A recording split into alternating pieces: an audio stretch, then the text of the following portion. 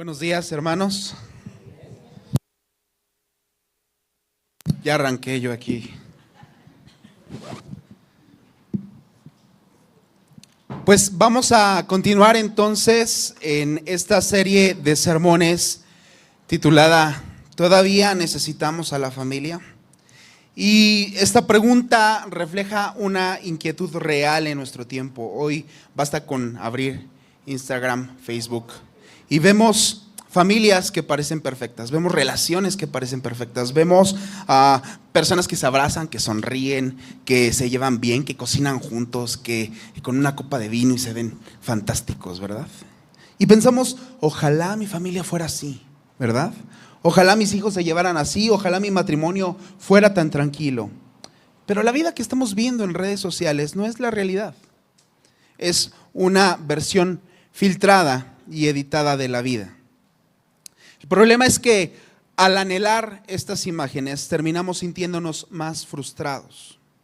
Porque mientras el mundo nos vende relaciones perfectas, el Evangelio nos recuerda que el amor real se hace fuerte en medio del perdón, en medio del cansancio, en medio de las lágrimas y en medio de la gracia.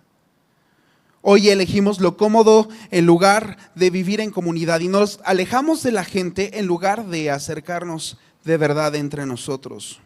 Por eso esta serie busca redescubrir el diseño original de Dios para la familia, que es donde aprendemos a vivir, a amar, a servir, a perdonar. Cuando el Evangelio ocupa el centro, las relaciones se restauran y los corazones se ablandan. Pero si somos honestos, nuestras relaciones son un trabajo que nos cansa, ¿no es cierto? Las personas terminamos lastimadas, las personas terminamos decepcionadas, las personas terminamos sintiéndonos que estamos en una pesadilla. Y cuando ocurre esto, el corazón se protege. Comenzamos a decir, ¿sabes qué? No me la vuelven a hacer. Yo ya no vuelvo a confiar en él. ¿Sabes qué? Si me vuelve a hablar así, yo le voy a contestar más fuerte. ¿Por qué no? ¿Sabes qué? Seré más cuidadoso al elegir mis amistades. Ya no voy a confiar en cualquier persona antes de conocer a alguien. Mejor me quedo con la gente que ya conozco y ya no quiero conocer a nadie más. Y creemos que así vamos a evitar el dolor. Pero lo cierto es que si solo logramos sentirnos más solos, porque fuimos creados para relacionarnos. Cuando tratamos de vivir sin esas relaciones, nos desconectamos del propósito por el cual Dios nos creó: reflejar su amor en comunión con otros. Dios, en su esencia, es relación.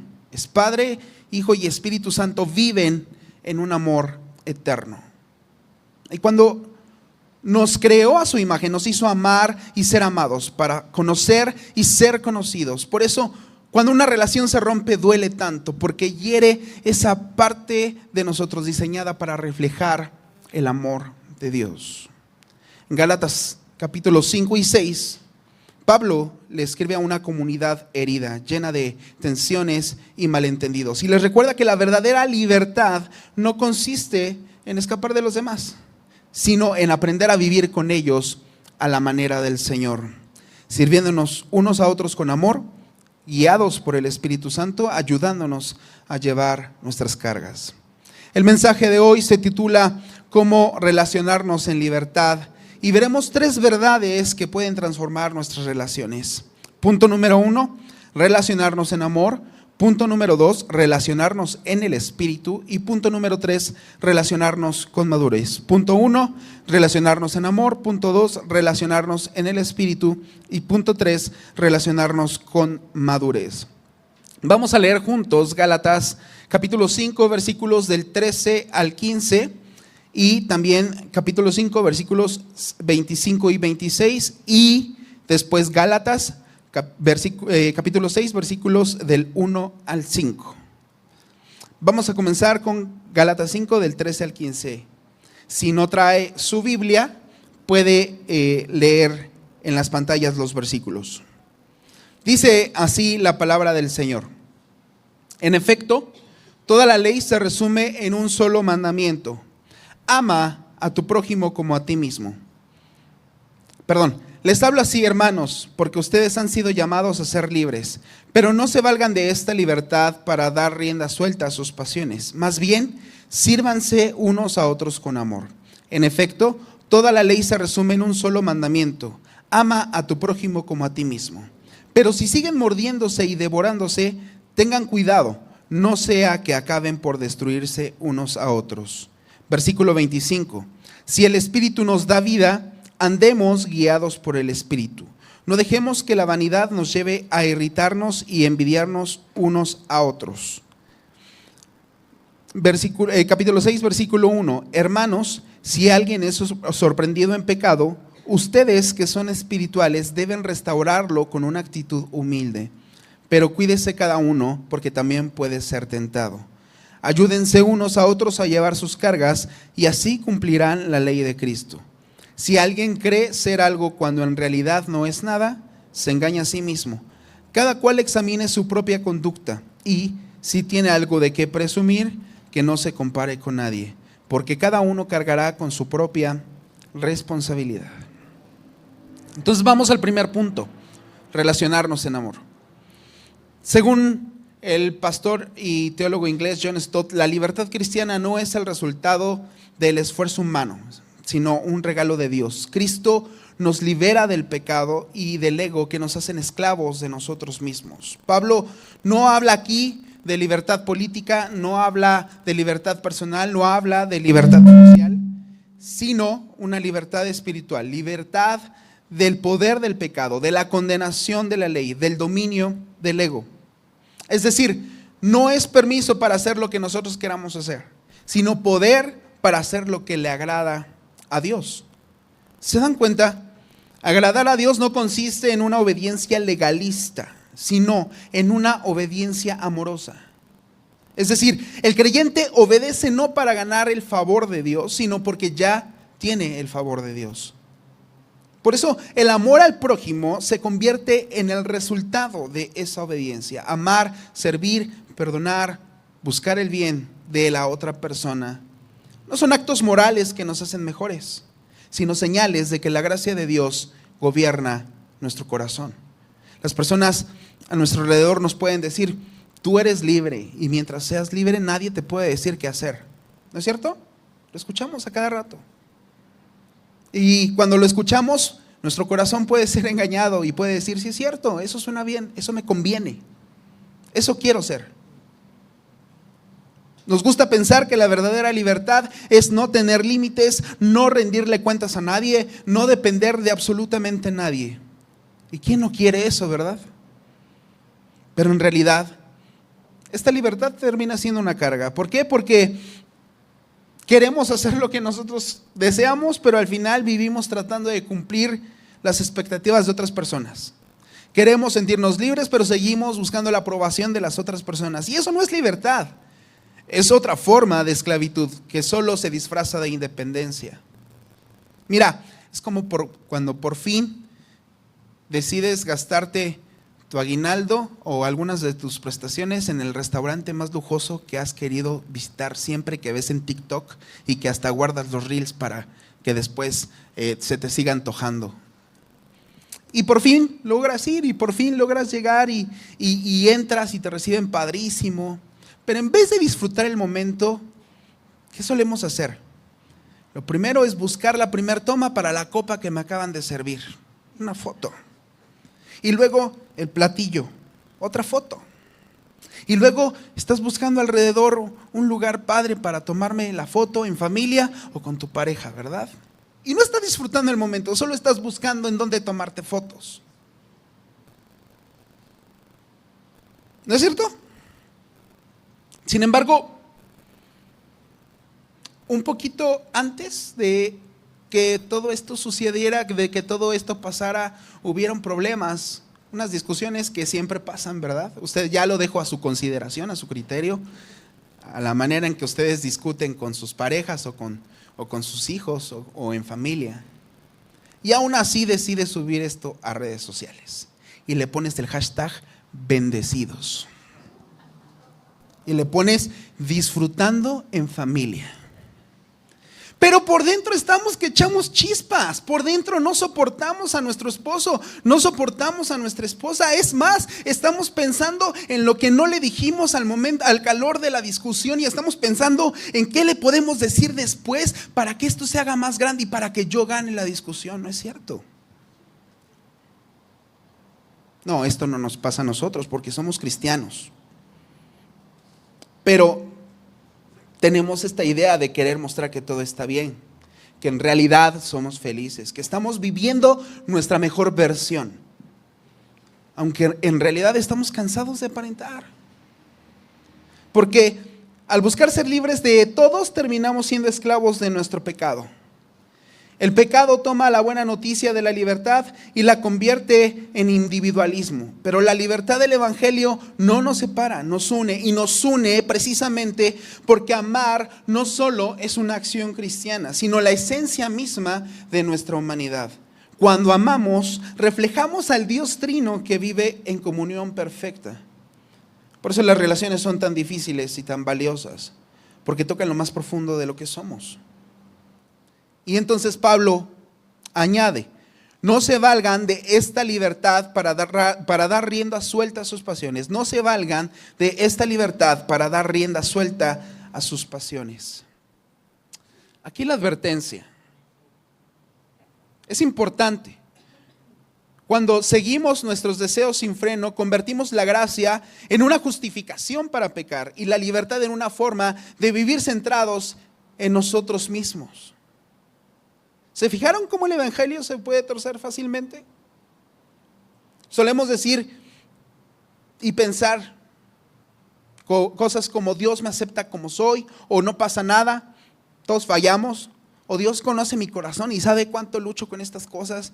Y con eso tratamos de calmar nuestro corazón y tratamos de pensar que no pasa nada y que no hay nada malo. Pero en el fondo nosotros queremos usar la gracia como excusa para no cambiar. Olvidamos que el amor de Cristo no solo nos recibe, también nos transforma. Su aceptación no es una licencia para que nosotros sigamos de la misma manera, sino una invitación a vivir de otra manera, guiados por su espíritu y no por nuestro ego. Luego dice el texto en el versículo 13 y 14: más bien, sírvanse unos a otros con amor, porque toda la ley se cumple en este solo mandamiento: ama a tu prójimo como a ti mismo. Lo hicimos en la lectura bíblica, ¿verdad? Pablo nos deja claro que la libertad no es el destino final, sino el camino por donde se expresa su amor. Fuimos liberados para amar, no para apartarnos. La verdadera libertad se muestra cuando el amor de Dios fluye hacia otros, por medio de nosotros. El comentarista bíblico William Hendrickson destaca algo importante en esta frase. El verbo sírvanse literalmente significa una entrega voluntaria y amorosa. Sírvanse significa una entrega voluntaria y amorosa. El creyente libre en Cristo se convierte por amor en siervo de los demás. Un servicio humilde, voluntario, constante, de alguien que pone las necesidades de otro por encima de las propias. Y luego en el versículo 15 Pablo contrasta esta actitud con la opuesta. Dice: pero si siguen mordiéndose y devorándose unos a otros, tengan cuidado, no sea que acaben por destruirse. Si ponemos atención al texto, Pablo usa la imagen de animales salvajes, incapaces de convivir, que se hieren y se comen unos a otros. Es una metáfora fuerte, ¿no es cierto? Pero es una metáfora necesaria, porque describe lo que ocurre cuando el amor se reemplaza por el orgullo. En una sola línea el apóstol muestra el contraste entre una comunidad que se edifica, y la otra que se destruye. Observa que Pablo Coloca estas dos acciones, una frente a la otra, para mostrarnos dos caminos relacionales, la del siervo que ama y la del ego que destruye. Y hermanos, no hay punto medio. La comunidad o se sirve o se devora. ¿Se fijaron? Así también ocurre hoy, por desgracia. Nos devoramos cuando hablamos mal del otro en lugar de irlo a confrontar con amor. Nos devoramos cuando tratamos a la familia o a la iglesia como espacios de esparcimiento para satisfacer nuestras propias necesidades. Cuando la crítica sustituye al pecado, cuando el orgullo nos impide ir a pedir perdón. Cuando los esposos compiten en lugar de cooperar. Ahí está. El pastor Tim Keller dijo: el amor es el resultado natural de comprender el evangelio. Cuando sabes cuánto has sido amado, no puedes seguir usando a los demás. Amar al prójimo como a uno mismo no significa sentir empatía, sino buscar activamente su bien, incluso cuando no hay motivos.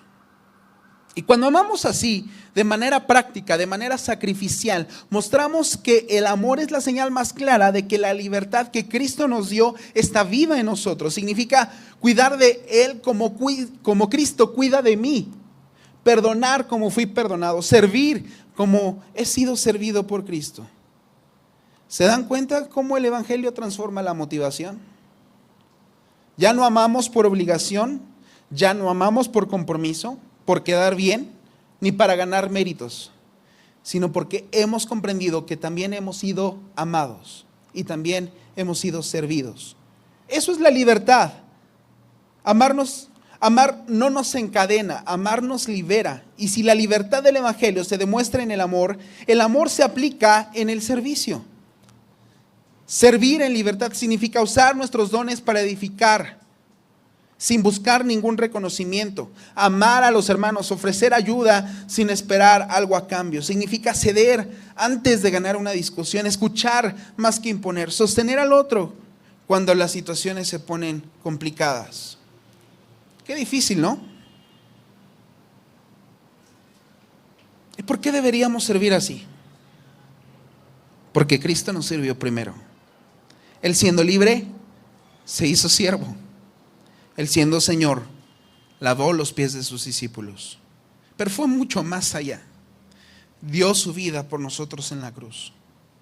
En la cruz, Jesús nos sirvió de la manera más profunda posible. Tomó nuestro lugar, cargó con nuestra culpa y entregó su vida para liberarnos del poder del pecado. El verdadero poder para servir viene de saber que Cristo nos sirvió hasta el extremo de la muerte. Y cuando entendemos esto, ya no necesitamos usar a nadie, ya no necesitamos fingir, pues ya no estamos amando para demostrar algo, sino porque hemos recibido todo lo que necesitamos. Nos liberó del dominio del pecado, del temor a la condenación y de la necesidad de vivir para nosotros mismos. Por eso, el servicio cristiano es mucho más que una tarea, es una respuesta. Pero amar y servir como Cristo no es algo que podamos lograr por nosotros mismos, porque nuestra carne siempre está buscando el egoísmo. Por eso, si queremos vivir esta libertad que ama, necesitamos depender del Espíritu Santo. Solo Él puede formar en nosotros el carácter de Cristo. Y esto nos lleva al segundo punto: relacionarnos con el Espíritu.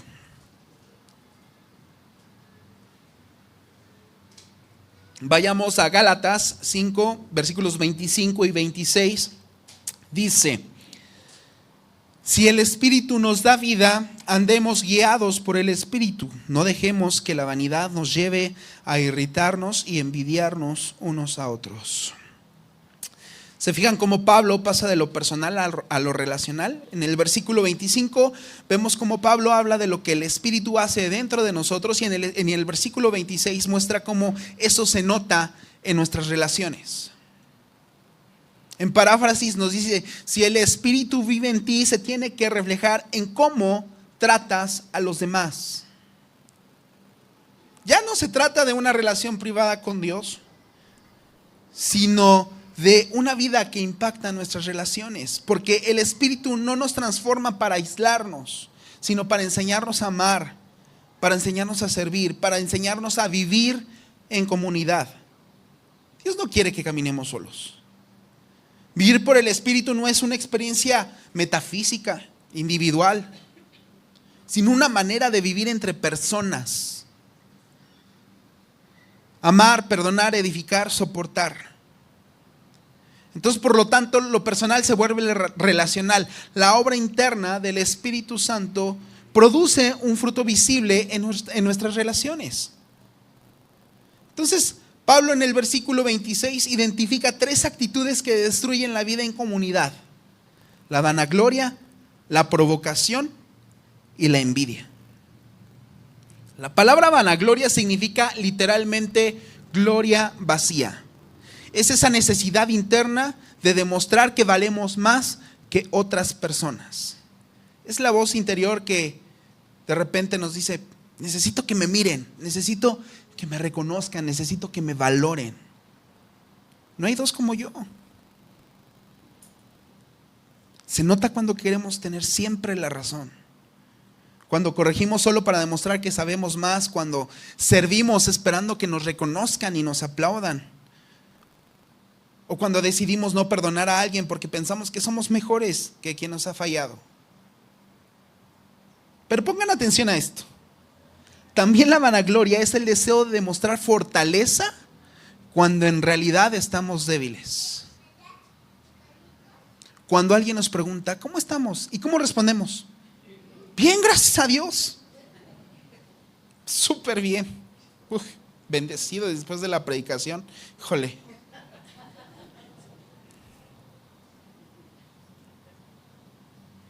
Pero en realidad por dentro, ¿cómo estamos? Cuando alguien nos ofrece ayuda y decimos: no, no hace falta, no es necesario. Aunque en el fondo estamos anhelando ese apoyo. Y aquí entra otra forma de orgullo: el aislamiento. Porque el aislamiento también es una expresión de vanagloria. Es el orgullo que se disfraza de autosuficiencia.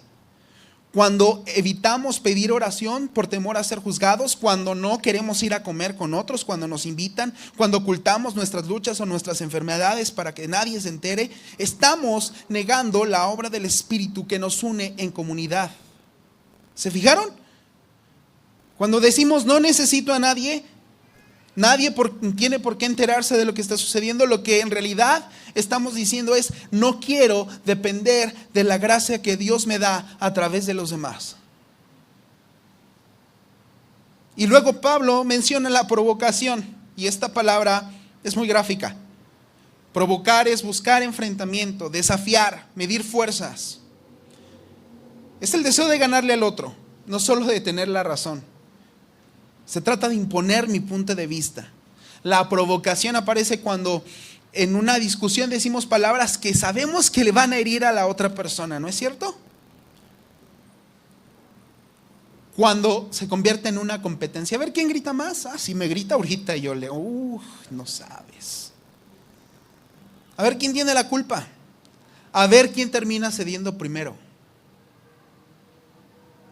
Es cuando decimos cosas como: siempre haces lo mismo, tú nunca cambias, por tu culpa estamos así. A los matrimonios cristianos no nos pasa eso.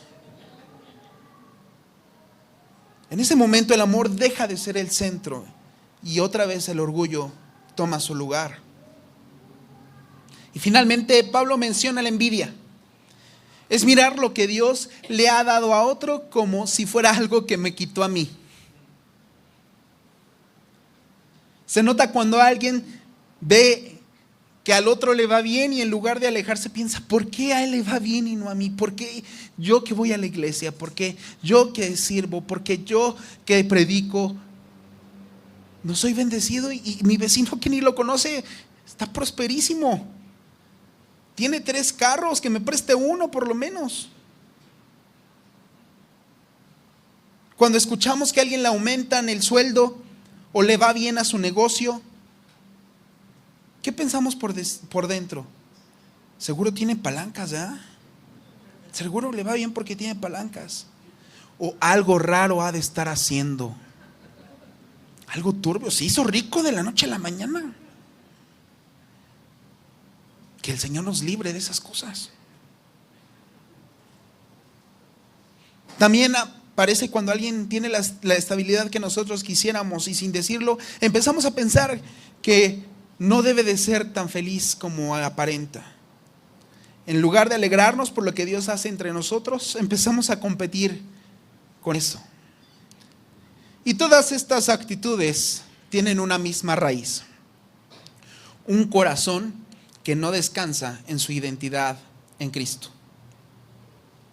Solo cuando sé que ya soy amado y aceptado en Cristo, puedo vivir sin competir, puedo vivir sin aparentar.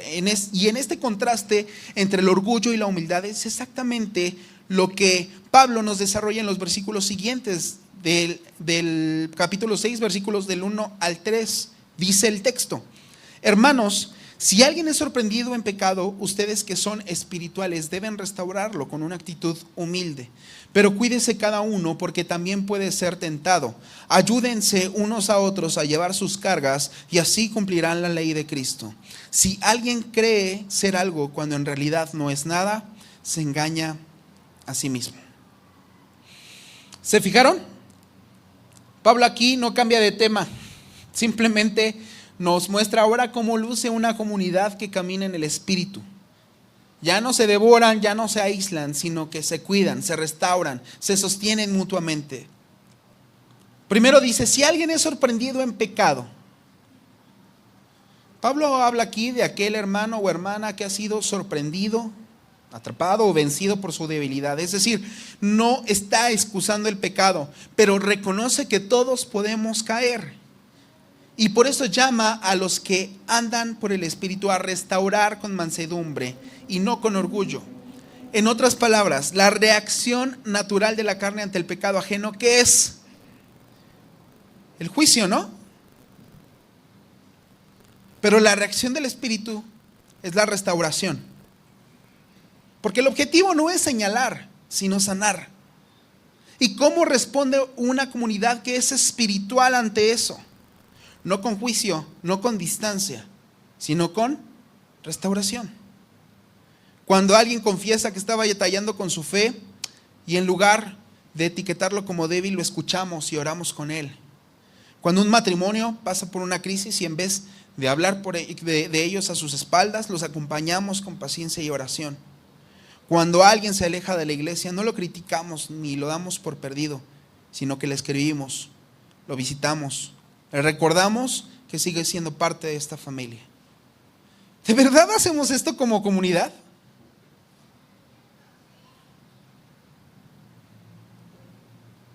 El amor del Espíritu no se cruza de brazos ante el tropiezo del otro. Se acerca para restaurar con ternura y verdad. ¿Se dan cuenta? Una comunidad guiada por el Espíritu no justifica el pecado, pero tampoco justifica el desprecio. No minimiza la verdad, pero tampoco cancela la misericordia. Es así como nos trata Cristo a nosotros en cada momento. Y luego Pablo dice en el versículo 2, ayúdense unos a otros a llevar sus cargas. La palabra carga se refiere a pesos abrumadores, cosas que una persona no puede llevar sola, sufrimientos, tentaciones, responsabilidades, duelos. Estas cargas pueden ser preocupaciones económicas, problemas de salud, luchas emocionales, estrés diario, batallas espirituales, heridas del pasado. Y Pablo nos dice que el Espíritu nos tiene que mover a compartirlas en la comunidad. No a juzgar al que está cansado, sino a sostenerlo. No a decir, yo voy a estar orando por ti. Pero es lo único que hacemos. Porque pareciera que cuando alguien tiene cargas, lo único que podemos hacer es eso. Y no está mal. Pero la Biblia nos llama a estar presentes, a acompañar, a servir, a ayudar, a caminar mano a mano cuando hay cargas entre nosotros. Porque eso fue lo que Cristo hizo. Tomó nuestras cargas, nuestras culpas, nuestros pecados, nuestros temores, nuestras preocupaciones, las situaciones dolorosas, nuestras carencias. Él cargó todo lo que nos rompe por dentro. Y al hacerlo, nos mostró que el amor verdadero no se queda mirando, se arrodilla para levantar. Por eso, cuando compartimos las cargas de otros, participamos del mismo amor que nos ha salvado. Y después vemos cómo Pablo cierra con una advertencia en el versículo 3. Dice, si alguien cree ser algo cuando en realidad no es nada, se engaña a sí mismo. En otras palabras, no pienses que estás por encima de necesitar u ofrecer ayuda. No creas que el pecado, el dolor y el cansancio no te pueden alcanzar. A todos nos alcanzan. Recuerda que el orgullo te aísla, pero la humildad te mantiene sensible a la gracia. Les comparto que también a mí me cuesta reconocer que necesito ayuda, me cuesta ofrecer ayuda, me cuesta relacionarme, me cuesta escuchar a los demás. Por mucho tiempo he pensado que nadie tenía por qué enterarse de lo que me pasaba, que la fe era algo entre Dios y yo, y todavía lucho con esto. Con la idea de que cada quien va por su camino y que Dios trata a todos por separado. Pero saben una cosa, también me ha mostrado que compartir mis cargas e interesarme por mis hermanos también es parte del evangelio mismo. Porque Cristo no solo llevó mis pecados a la cruz, también cargó mis debilidades, mis silencios, mis intentos de aparentar fortaleza. Él me recuerda que reconocer mis luchas no es debilidad, sino fe. Que mostrar necesidad no es fallar, sino confiar en su gracia. Por eso cuando Pablo dice, no te creas más de lo que eres, nos invita a vivir con humildad, dependiendo unos de otros como parte de un mismo cuerpo. ¿Se dan cuenta? La humildad no nos hace menos, nos hace más como Cristo. Cuando aceptamos que necesitamos su ayuda, el Espíritu trabaja en nosotros y también por medio de nosotros. Así el orgullo se apaga, dejamos de competir y aprendemos a tener compasión. Vivir guiados por el Espíritu es tratar a los demás con paciencia y amor, recordando que todos necesitamos de Dios cada día. Y esa forma de vivir nos lleva al siguiente punto: crecer y tomar responsabilidad de nuestras relaciones. Vamos al tercer punto, relacionarnos con madurez.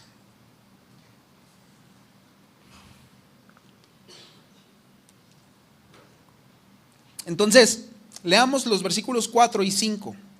Dice, cada cual examine su propia conducta y si tiene algo de qué presumir, que no se compare con nadie, porque cada uno cargará con su propia responsabilidad.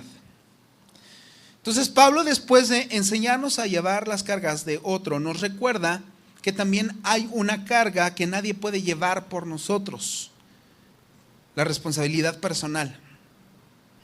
El creyente maduro no vive comparándose, ni justificándose, ni evadiendo. Vive consciente de que un día le va a rendir cuentas al Señor.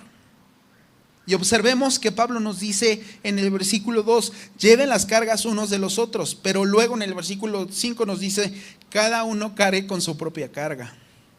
Que se decida, ¿no?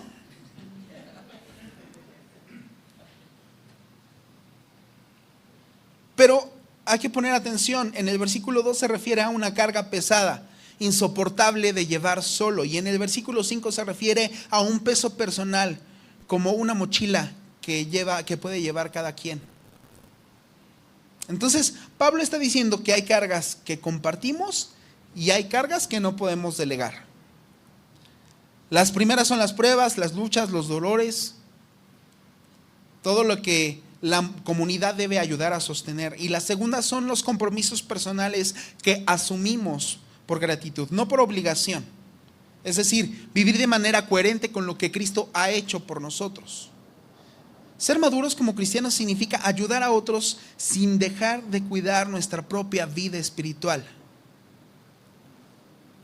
Y eso también tiene que ver con cómo fuimos creados. Dios es relación perfecta. Y madurar como cristianos significa aprender a vivir en esa misma armonía. No controlando, sino amando. No comparándonos, sino sirviendo. No buscando tener la razón, sino buscando armonía.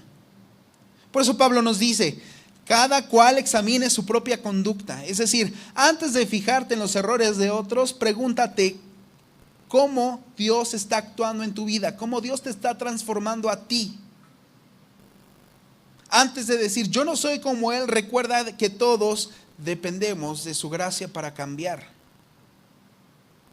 Pero aquí debemos tener cuidado, hermanos, porque Pablo no está hablando de un esfuerzo moral para ser mejores personas, sino de una vida que se mide constantemente a la luz del sacrificio que Cristo hizo por nosotros. Examinarme no es preguntarme si he sido suficientemente bueno, sino recordar cuánto he sido perdonado. Repito, examinarme no es preguntarme si he sido suficientemente bueno, sino recordar cuánto y cuántas veces he sido perdonado. La madurez no viene de compararme con otros, sino de caminar con Cristo. En la cruz, Jesús cargó con nuestro orgullo, con nuestros errores, con nuestras excusas. Él tomó nuestro lugar e hizo lo que nosotros no podíamos hacer. Su obediencia perfecta nos cubre y nos da una nueva posición delante de Dios. Eso nos libera de tener que demostrar nuestro valor o defendernos todo el tiempo. ¿Y cómo se ve esta madurez en nuestras vidas? Se ve cuando los esposos dejan de culparse mutuamente y cada quien asume su parte de la culpa. Cuando los padres reconocen que necesitan pedir perdón a sus hijos. Cuando los hijos dejan de culpar a sus padres por todo lo que no ha salido bien y comienzan a honrarlos. Se ve cuando en lugar de criticar nos preguntamos, ¿estoy orando por mis hermanos? ¿Estoy ayudando en sus necesidades? John Stott resume esta enseñanza con gran claridad. La madurez espiritual consiste en vivir bajo la mirada de Dios, no bajo la opinión de los hombres. ¿Se fijaron? Pablo no nos llama a medirnos con otros, sino a vivir conscientes de aquel que nos salvó. El creyente maduro no vive para quedar bien con la gente, sino para agradar a Cristo en todo, aunque nadie lo pueda ver. Ya no se pregunta, ¿y qué están pensando de mí? Ya se pregunta, ¿estoy siendo fiel al Señor que me amó y se entregó por mí? Y cuando esta verdad llena nuestro corazón, las comparaciones pierden fuerza.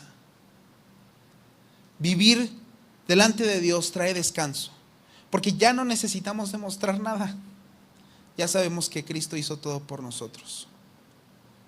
Entonces, asumir nuestra responsabilidad ya no se siente una carga, sino una oportunidad para responder con amor, con gratitud a lo que Él hizo.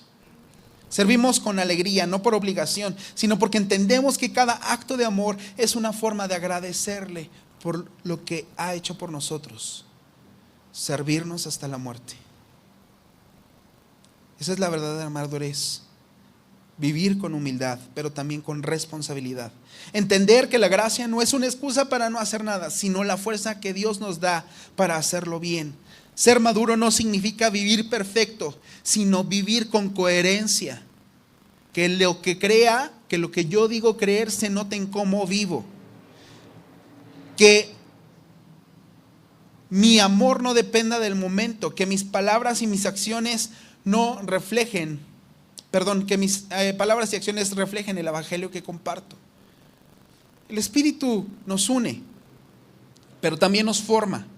Nos enseña a caminar con responsabilidad, a ser honestos con nosotros mismos y a seguir creciendo.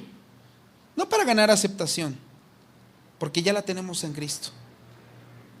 El pastor Tim Keller lo expresa así. La gracia no es solo el punto de partida de la vida cristiana, sino el ritmo que marca cada paso.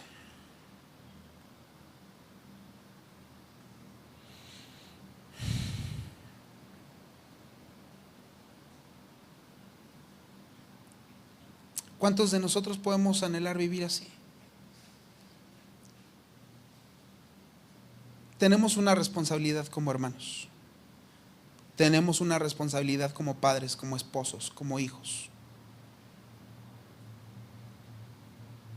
Por eso madurar en el Evangelio es aprender a vivir en ese ritmo de amor, de servicio, de humildad, de gracia recibida y de gracia compartida. Así que, hermanos, ¿todavía necesitamos a la familia? Sí, todavía la necesitamos. Y la necesitamos más que nunca. Porque en la familia es donde el Evangelio se hace visible. Es ahí donde aprendemos a amar como Cristo, a servir por amor, a madurar en humildad. Cuando la familia vive en el Evangelio, el mundo puede ver algo del corazón de Dios. Una iglesia así, una casa así, una familia así, es testimonio vivo de que la libertad que Cristo nos ha dado ha rendido frutos. La verdadera libertad no nos aleja de las personas, nos acerca a ellas. Nos libera del orgullo para caminar en comunidad y nos libera del miedo para servir con alegría. Hermanos, que nuestro corazón anhele que el Señor, por medio de su Espíritu, haga de nuestra familia y de nuestra iglesia un reflejo vivo de su gracia. Que al amarnos, servirnos y madurar juntos, el mundo vea que somos verdaderamente libres en Cristo. Vamos a orar. Señor, gracias. Gracias porque en Cristo nos diste libertad.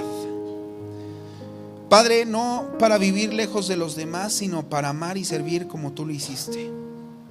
Perdónanos, Señor, cuando nos aislamos. Perdónanos, Señor, cuando nos comparamos o cuando dejamos de cuidar a otros, cuando hablamos mal de otros, cuando nos creemos mejores que otros. Espíritu Santo, enséñanos a restaurar al que cae, a sostener al que está roto y a vivir con responsabilidad. Ayúdanos a reconocer nuestras propias cargas y a compartir las de nuestros hermanos, recordando que todos dependemos de tu gracia.